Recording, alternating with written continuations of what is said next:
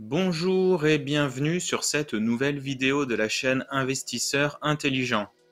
C'est la fin du premier trimestre 2021, c'est donc le moment de vous dévoiler la composition et la performance de mon portefeuille d'actions. Et vous le savez maintenant, depuis fin 2020, je vous dévoile également la composition de mon deuxième portefeuille d'actions orienté dividendes. Il est bien plus petit que mon portefeuille principal. Petit message important, les décisions que je prends font suite à mes propres analyses et sont adaptées à mon profil d'investisseur. Vous restez responsable des décisions d'investissement que vous prendrez après le visionnage de cette vidéo. Avant de démarrer, je voulais juste répondre à une question que je reçois souvent concernant mon broker. Donc pour ceux qui souhaitent savoir chez qui je suis, eh bien je suis chez Saxo Bank. C'est un broker qui ne fait pas partie des moins chers, mais j'apprécie l'interface et le service client, donc je ne compte pas en changer pour le moment. Alors durant ce trimestre, sur mon portefeuille principal, j'ai vendu ma position de 151 actions dans Ruby, le spécialiste du stockage pétrolier que j'avais acheté à environ 37 € en moyenne entre 2015 et 2016 et que j'ai revendu avec une toute petite plus-value de 3%. Je pense avoir acheté un peu trop cher cette société qui subit de plein fouet la crise actuelle et le management n'a pas prouvé qu'il était capable de créer de la valeur pour l'actionnaire car en 5 ans, l'action n'a rien fait, ce qui n'est pas normal. Même si, je dois l'admettre, j'avais acheté un peu cher, ce qui me laissait peu de marge de manœuvre en cas de pépin. Et la crise du Covid a été le pépin qui est venu plomber cette ligne. En tout cas, avec cette revente, je récupère environ 6 000 € de cash que j'utiliserai lorsque j'aurai identifié une belle opportunité. J'ai d'ailleurs utilisé une petite partie de ce cash pour acheter 12 actions à 141 $ pièce de la société Kimberly-Clark, un producteur de produits d'hygiène et en particulier de mouchoirs et de papier toilette, mais aussi de couches pour bébés ou de serviettes hygiéniques. Un business absolument pas sexy, et c'est ce que j'apprécie comme vous le savez, car ces produits ne sont pas substituables et utilisés quotidiennement partout dans le monde. Ce qui apporte une incroyable stabilité des revenus à l'entreprise, qui est d'ailleurs une aristocrate du dividende.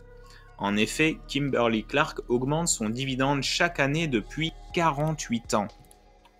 Sinon, mon portefeuille est toujours en plus-value de 95%, ce qui représente un gain latent de plus de 61 000 €.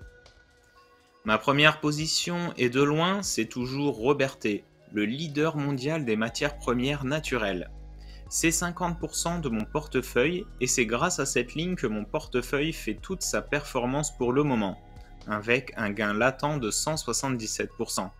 Ça fait tout de même une plus-value de plus de 40 000 € pour cette seule ligne. L'activité a un peu baissé en 2020, mais la croissance devrait revenir dès cette année. En deuxième position, on retrouve Berkshire Hathaway. Forcément une de mes sociétés favorites car elle est dirigée par Warren Buffett lui-même. Il s'agit d'une société très diversifiée et en expansion quasi permanente. Après une année 2020 médiocre, l'action s'est bien reprise et ma plus-value latente est passée à 66%. Ma troisième ligne est US Bancorp, la 5e plus grande banque américaine et une des préférées de Warren Buffett.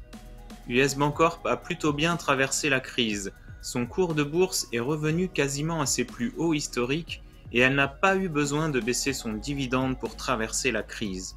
Un bon signe de solidité.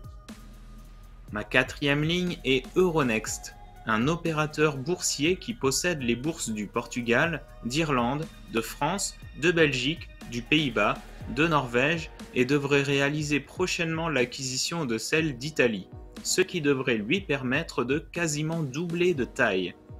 Pour cela, Euronext va réaliser une augmentation de capital, ce qui a pesé sur le cours de l'action. Mais les synergies attendues finiront par faire reprendre des couleurs à l'action. En revanche, je ne suis pas encore certain de participer à l'augmentation de capital, je regarderai les conditions de très près. En cinquième position, on retrouve Wells Fargo, une autre banque américaine dans laquelle j'ai investi durant le crash du printemps 2020 et que j'ai renforcé pendant plusieurs mois. L'action s'est bien redressée alors que Wells Fargo a subi des pertes importantes durant l'année 2020. Ma plus-value latente est de 35%. Il faut encore être patient avant que Wells Fargo propose un dividende équivalent à celui d'avant la crise du Covid. Ma sixième ligne est Alphabet. J'ai acheté ces actions en septembre 2020. Je suis déjà en plus-value de 30% sur cet investissement que j'avais pourtant acheté cher. Mais Alphabet continue d'afficher une croissance digne d'une start-up.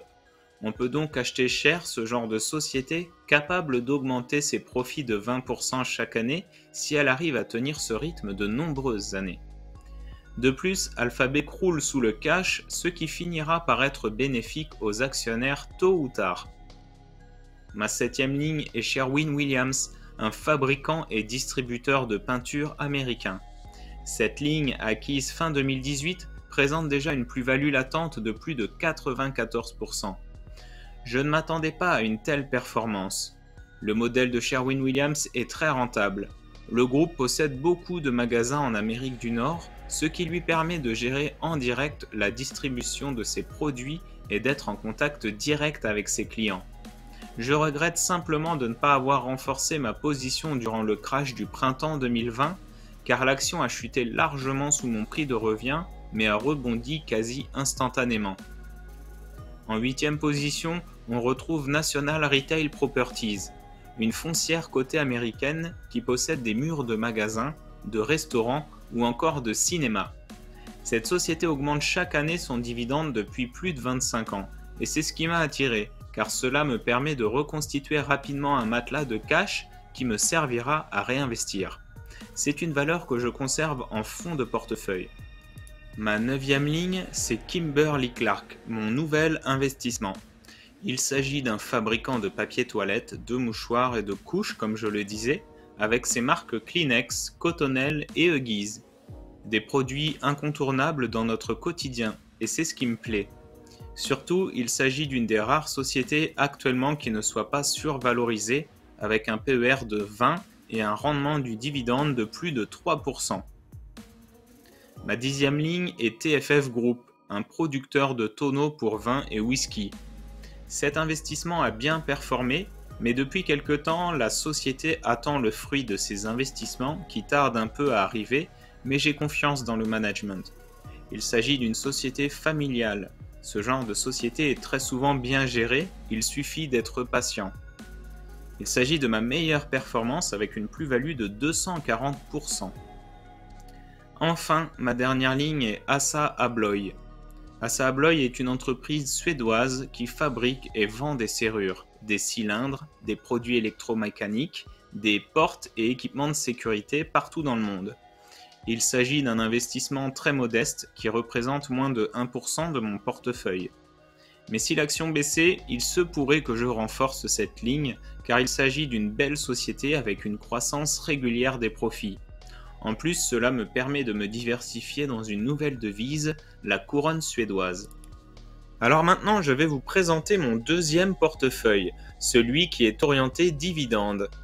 J'ai commencé à le constituer il y a 2 ans environ. Mon but est surtout de générer des dividendes, mais je souhaite également saisir des opportunités sur des sociétés de croissance ou qui ont fortement chuté et qui ont un fort potentiel de rebond.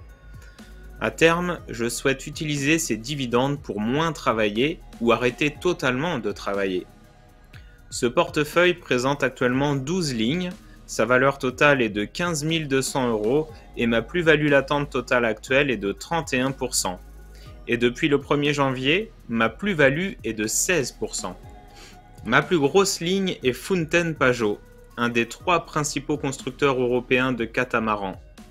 J'ai acheté des actions au printemps 2020 lorsque le cours était bas, car je sais qu'il s'agit d'une belle société et que son cours va fortement rebondir. D'ailleurs, l'action a déjà bien rebondi. À long terme, je vois un très bel avenir pour cette entreprise qui génère beaucoup de cash et qui est très peu endettée. La demande pour ce type d'appareil devrait rester soutenue après la crise que nous traversons. Ensuite, on retrouve Wells Fargo, dont je vous ai déjà parlé tout à l'heure. L'action a bien rebondi et je suis maintenant en positif sur cette ligne avec une plus-value de 13%. J'attends juste que le dividende soit augmenté de manière significative. Après, on a une autre banque, Bank of America, une des banques préférées de Warren Buffett qui m'offre également plus de 3% de rendement en dividende et déjà une belle plus-value de plus de 50%. J'ai également profité du crash de 2020 pour investir 1000 € dans 3 actions Christian Dior qui possèdent presque 50% de LVMH. Je suis déjà en plus-value de 58% sur cette ligne. Après, j'ai aussi du Canadian National Railway, une compagnie de chemin de fer canadienne spécialisée dans le transport de marchandises. Cela me permet d'être diversifié dans une autre devise, le dollar canadien. En plus, cette société augmente très régulièrement ses profits, ce qui est forcément bon pour les actionnaires. On a ensuite Unilever, un groupe que tout le monde connaît grâce à ses marques Ben & Jerry's, Amora, Persil, Dove, etc. Cette ligne me procure un généreux dividende de plus de 3%. La ligne suivante est 3M, que tout le monde connaît. Il s'agit du fabricant des fameux rouleaux de scotch ou des post-it. J'ai acheté car l'action était historiquement basse, j'en ai donc profité pour acheter un peu car cela me permet d'avoir un rendement du dividende de plus de 3%. Après, il y a Darden Restaurant, une chaîne de restaurants américaine.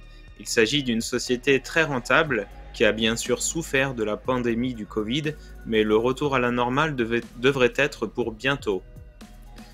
Après, il y a Store Capital, qui est une foncière cotée américaine que j'ai achetée au plus bas, ce qui me permet d'avoir une plus-value latente de plus de 80% et un rendement du dividende de 8% par rapport à mon prix de revient. J'ai également des actions Steris, un fabricant de matériel médical américain. J'ai acheté un peu cher, mais cette société offre une croissance intéressante car elle achète régulièrement de nouvelles sociétés pour prendre des parts de marché. Ensuite, j'ai une ligne dans Johnson & Johnson, un des plus grands laboratoires pharmaceutiques du monde. Ce que j'aime, c'est le fait que Johnson & Johnson augmente chaque année son dividende depuis de nombreuses années, et au cours auquel j'ai acquis les actions, j'obtiens un rendement du dividende de près de 3%. Enfin, ma plus petite ligne est une foncière cotée américaine, Realty Income, qui a la particularité de verser son dividende mensuellement. Le rendement du dividende est généreux à environ 5%. Ce portefeuille est vraiment petit, mais il est en construction. J'ai bon espoir d'atteindre une valeur de 30 000 € sur ce portefeuille d'ici 3 ans environ. N'hésitez pas à me poser vos questions ou me dire ce que vous pensez de ces portefeuilles dans les commentaires et n'oubliez pas de vous abonner. Vous pouvez également soutenir la chaîne en faisant un don à partir de 1 € sur la page Tipeee de la chaîne dont vous trouverez le lien dans la description. Merci de m'avoir écouté et je vous dis à bientôt sur la chaîne Investisseurs Intelligents.